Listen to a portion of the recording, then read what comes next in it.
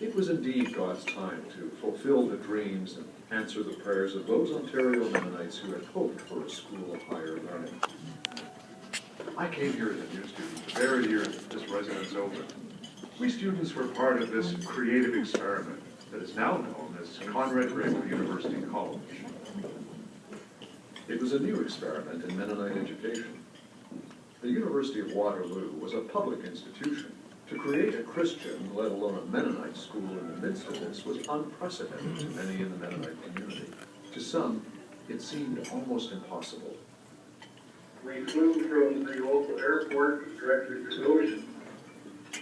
We went for council, and did we ever get in essence, we were told that such a setting couldn't possibly come close to achieving the basic goals of Christian education, and we were strongly urged not to proceed. But of course, graduates from such a college will be different. So that does not mean they will be inferior. In fact, the opposite may be true.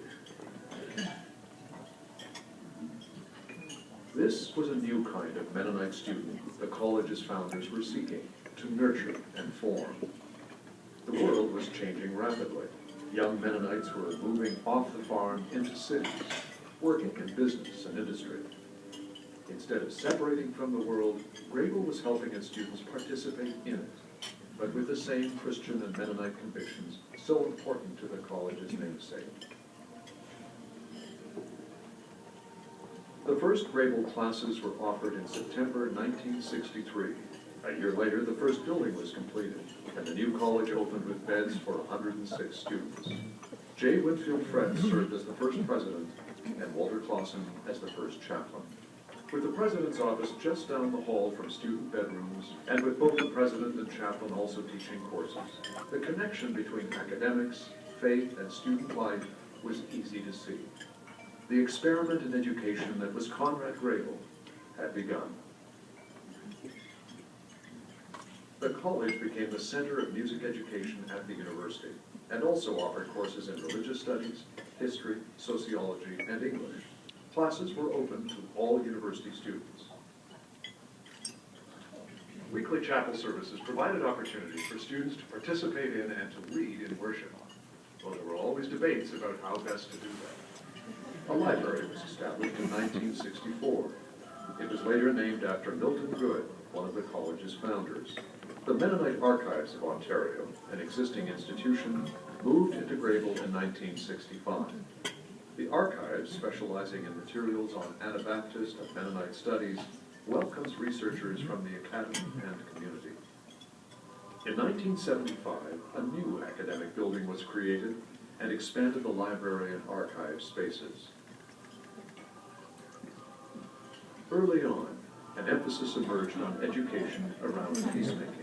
The peace advocacy organization Project Plowshares started at the college in 1976. That same year, the college's own Peace and Conflict Studies program was launched with newly hired director Conrad Brunk. And within 6 months, we had approval from the University of Waterloo Senate for a program of an option, an interdisciplinary option in these studies, which is the way we wanted it, rather than to have a major, so that we could involve as many departments and as many faculty at the university as we could, not in a competitive but in a cooperative venture. And that's how the program got off the ground. As with other students at Grebel, PAC students have benefited from Grebel's teaching, complemented by the University of Waterloo's focus on providing matching field experience. For me, this is where the proverbial rubber hit the road, where theory was tested by practical experience. This entire internship for me was life-changing and perspective-altering. It was full of experiences that at once challenged and affirmed my own personal theories about peace, nonviolence, and reconciliation. Because if we can do anything to assist our students to find a life that is meaningful, and we believe a most meaningful life is one in which one serves not primarily oneself, but the larger community, our neighbor, mankind, then we have made a major contribution. Then we have fulfilled our calling as a Christian college. Another area of service has been Grebel's programs of theological education. Jim Reimer headed the development of a Master's of Theological Studies program starting in 1986. He taught courses for this new graduate degree, as well as developing connections with the Toronto School of Theology, creating the Toronto Mennonite Theological Center. Since its inception, the MTS program has provided many area Mennonite pastors with opportunities to enrich their ministry with theological education at a school close to home. The college continued to expand in terms of students and programs through the 90s and 2000s. Music remained a large area of student interest. By the late 1990s, 40 to 50% of overall Grebel teaching was in the music department. One area of outreach was through the college chapel choir, which has made numerous trips out into the community, as well as recording 6 CDs so far. New student facilities were added to the building in 1992. A substantial further addition came in 2003 when the John Taves Atrium was opened, including additional space for music practice and teaching on the first level. Increased residence spaces and a new student apartment building were also added in 2003, raising residential student capacity to 174 beds. The residential life of the college has reflected the diversity of its context right from the start, with a consistent ratio of about half the residents coming from Mennonite backgrounds. We, the students, are a very diverse group. We are mathematicians and philosophers. We are Christian Reformed, Pentecostal, and Mennonite. We are number crunchers and romantics. We are writers and computer programmers. Together, we encompass a wide variety of interests, opinions, and ideas. Grebel is learning about the faiths of the people around you, be it Muslim, Catholic, Anglican, United, or Mennonite. Grebel is where, when you leave, you realize how much has happened, how many people have influenced your life, and how many may have been influenced by yours, how much you've changed, and where you've grown. That time of change reaches a final celebratory point at convocation. Having learned, served, and grown, 50 years of Grebel graduates have gone on to make a difference in the world. Today, Conrad Grebel is planning a vibrant future, extending its horizons in active peacemaking and global engagement as we recommit ourselves to scholarly excellence and inspired teaching. Today, we remember the courage, fortitude, and vision of the founders of Conrad Grebel College, church men and women who took a gamble, an imaginative leap of faith on a unique educational model, a Mennonite-inspired liberal arts college that would partner across the creek with a public world-class research university, the University of Waterloo. For 50 years, Conrad Grebel has inspired mind and spirit. So many students, faculty, staff, board members, alums, supporters have contributed to the value and the vitality of this unique Mennonite college. Together, we will write the next chapter of this remarkable place we call Grebel.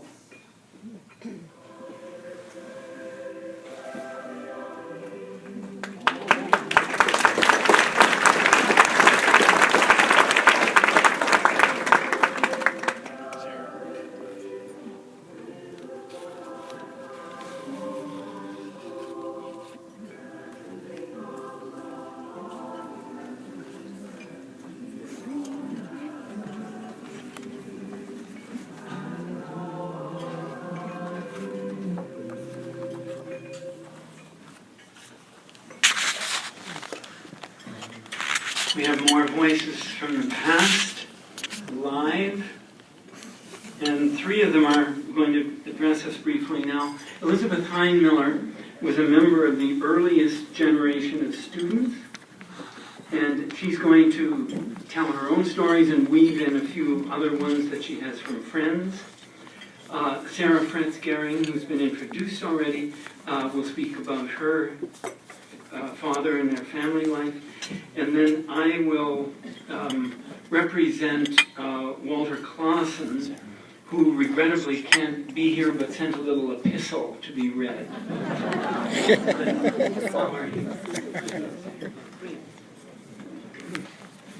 Hello, everyone. Many of those of us from the 60s era of Conrad Grebel College are now in the last half of our own 60s. And we're spending at least some of our time prospecting for the gold in our so-called golden years. I'm finding it's there, and there's plenty of it. One of those golden nuggets, and maybe you found this as well, is a growing sense of perspective. Looking back over the years and being able to see what turned out to be true milestones on the journey of our lives. I think I speak for most CGC alumni tonight in saying that the time we spent at Conrad Grebel College, whether 4 years like myself, or a shorter period, was one such milestone, and a hugely important one at that. It exposed us to new ways of thinking. We made lifelong friends. Many met their spouses. In some cases, it helped launch us into careers. We grew as people. We grew as Christians. And what made this college such a place of opportunity and personal growth was in large part due to the enthusiasm, the vision, and the commitment of one man, Dr. Winfield Fretz. As John said, I have emailed some of the alumni who I thought might be here tonight to gather their anecdotes and memories of Dr. Fretz. And in reading these, I've so much enjoyed becoming reacquainted with a man I think was a great man. It's been inspiring, and it's been fun. Many of us will remember the 60s and 70s, and what a turbulent time it was. Anti-Vietnam War protests and radical social change shaped our conversation, the music we listened to and sang. Ferment was in the very air we breathed, and I think it spilled over into our interactions here. We were a motley crew in the first year, green and adolescent, speaking for myself, and I think we must have often sorely tried Dr. Fretz's resolve. Some of you in your reminiscences recalled food riots, milk shortages. Apparently, the first year's entire milk budget was used up in the first 2 months. There was nighttime pilfering of almost cooked chickens from the then open all the time kitchen. More than once, our house mother, whatever, I don't remember if that was her title or not, I think it was, Mrs. Alice, had to call Dr. Fretz in the middle of the night. He lived just across the road, to come over to the college to settle some disturbance and calm things down. The trouble, of course, was all on the men's floor. Initially, there was grumbling about community dinners and formal dress. The idea was for the men to wear jacket and tie. I well remember the community dinner when the men dutifully wore jacket and tie. There were just no shirts. And there were other rumblings of various and sundry kinds. A large percentage of us in the first year, if I remember correctly, were not Mennonites, which of course explains our frequently objectionable behavior.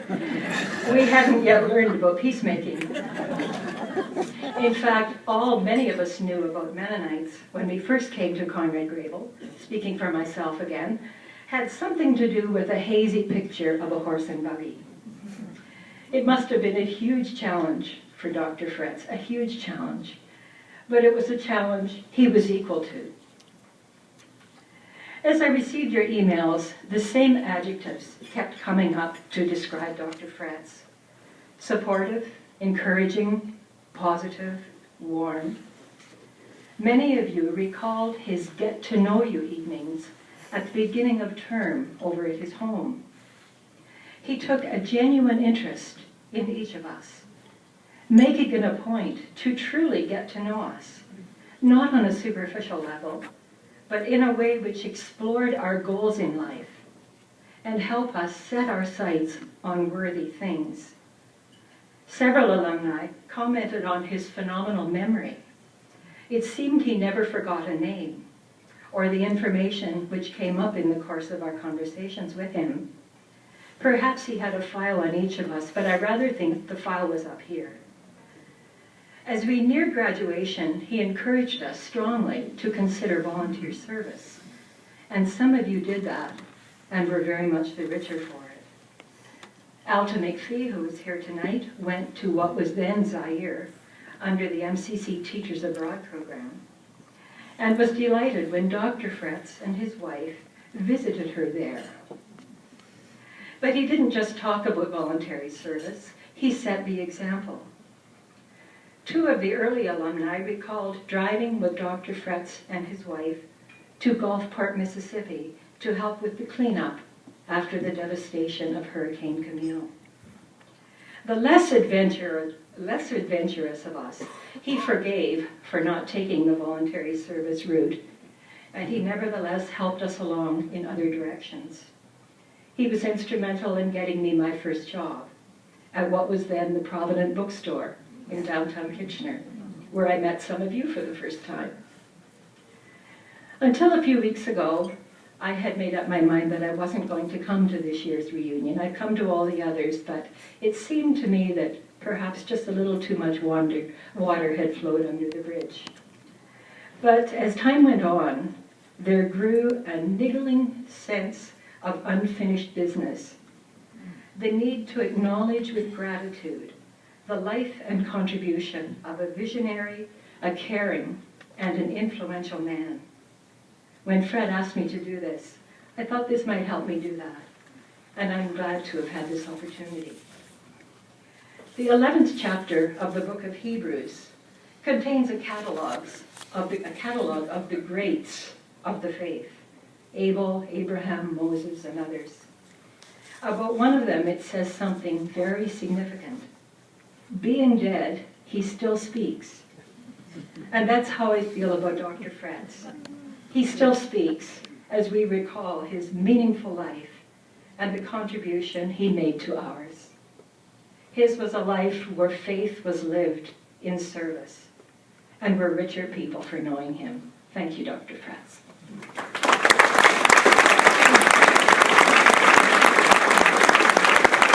The thing that interested me was the possibility of establishing a college as a Christian community on a university campus.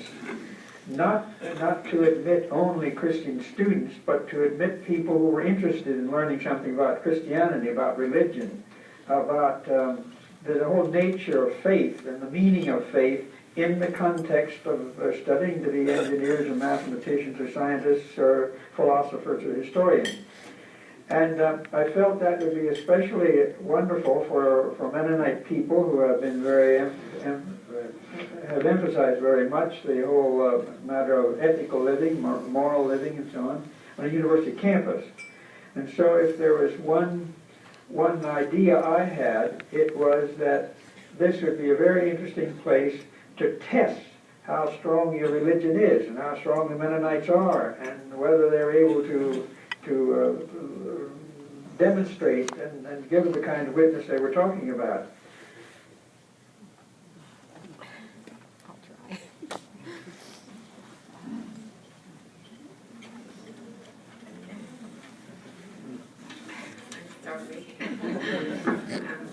I knew this was going to be very emotional day and evening for me, and it is, especially to hear my father again. So I said I would speak if it was a very, very short time, so I'll try to do my best here. On behalf of my family, I would like to express a great gratitude for this honor and recognition of my father. I am not prone to gushing or hyperbole, but Dad loved this college. Its faculty, its students, the building, the academic programs, the connections with the University of Waterloo, and the support of the larger Mennonite community. He would be humbled by this experience, and I'm sure he would be speechless, and that's hard to believe. Some things I know he was very proud of are simple things, and I'm very happy to see that the round tables are still here, because that was one of the things he said. Round tables induce conversations, and people have to talk to each other at a round table. And so it's nice to see that still here. He's very proud of the faculty here, those he hired, and still the years to come, years later. I know he was very proud of the sawtooth roof. When the architect first came and showed him, it was a flat roof. And he said, no, this is not going to do. And he came back with the sawtooth and said, yes, it's like mountains in a vista, in the distance.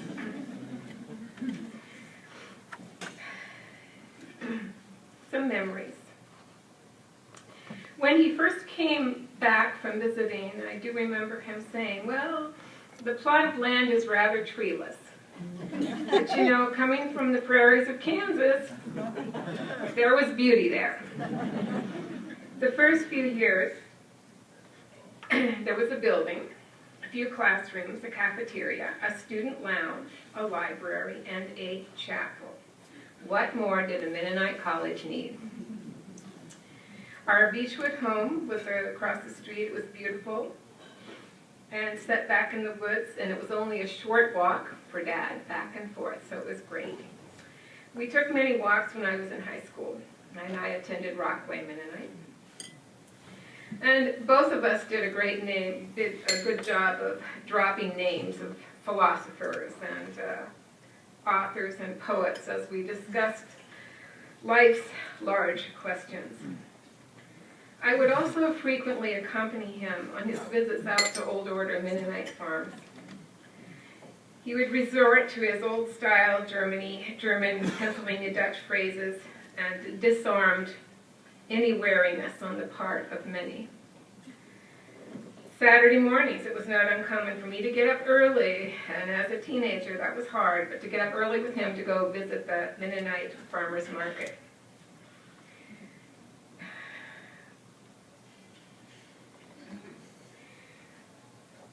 There are lots of words to describe him. And just this week, I just woke up and there was this word that just floated. And I had always thought it was indefatigable. So I looked it up on dictionary.com and they pronounced it indefatigable. Anybody else want to? But it means untiring, persevering, diligent, unwavering in your passion.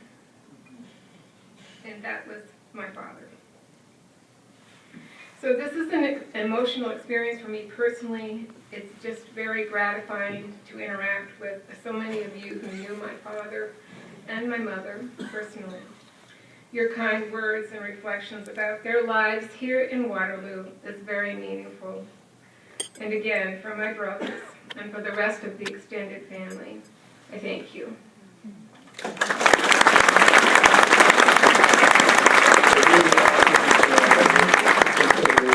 Board of Governors to move in the direction of a teaching college. And so the third year we asked Dr. Martins to come and teach music, and that has now become a very important part of the academic program. Then we brought another Old Testament, New Testament man, Dr. John Miller, and then Dr. Frank F., Dr. Don Smoker. And my great pride, if I may say pride, maybe I should call it humble joy or something like that, was to bring a faculty that was able to compete in intellectual discourse and research and so on with any other persons on the university faculty or their colleges.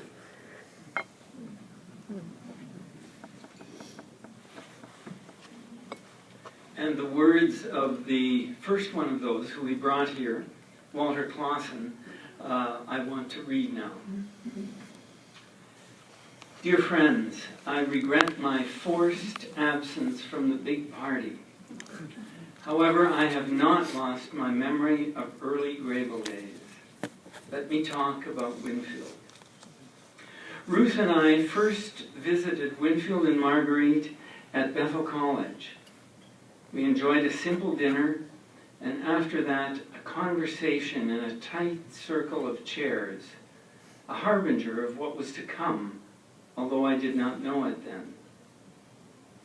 He had, to start with, a somewhat romantic notion of what residence life should be like. Some of you will remember his attempt to feed a house full of students by employing a couple of Mennonite women who were told to cook simple homemade meals. You will also remember that it did not work. His view of things was so much determined by his immersion in Mennonite sociology and especially rural life. He insisted on round tables, which made conversation easier. Part of the simplicity he stood for was the ease with which he related to the university, especially to Gerald Hagee, the first president. It was Winfield who created the mostly productive and friendly relations with the University of Waterloo, which have borne much fruit. However, I must say that we were also frustrated by the fact that Winfield was constitutionally unable to chair a meeting efficiently.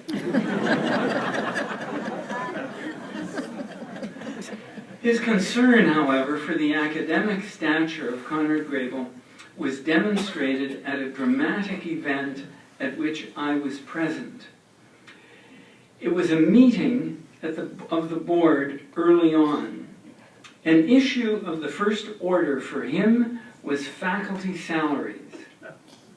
The sentiment was expressed by some members of the board, a number of whom were very well-to-do, that faculty salaries should parallel the salaries paid to Mennonite pastors, as an expression of the equality of the brotherhood community. At that point, Winfield stood up, banged his hand loudly on the board table, and said, "All right, let the brotherhood begin around this table then."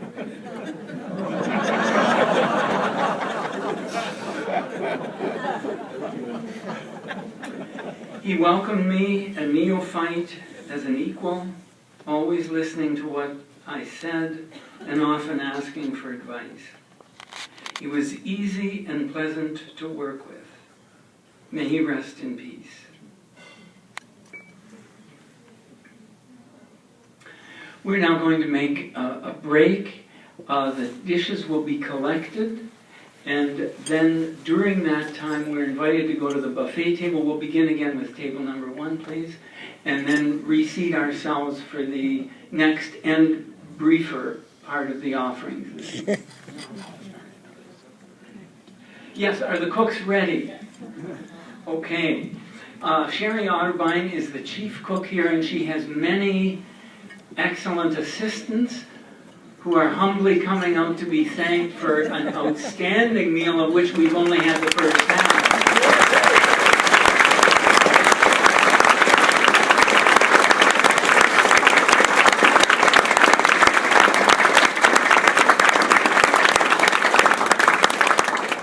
Thank you very much. You've helped make this a very memorable evening.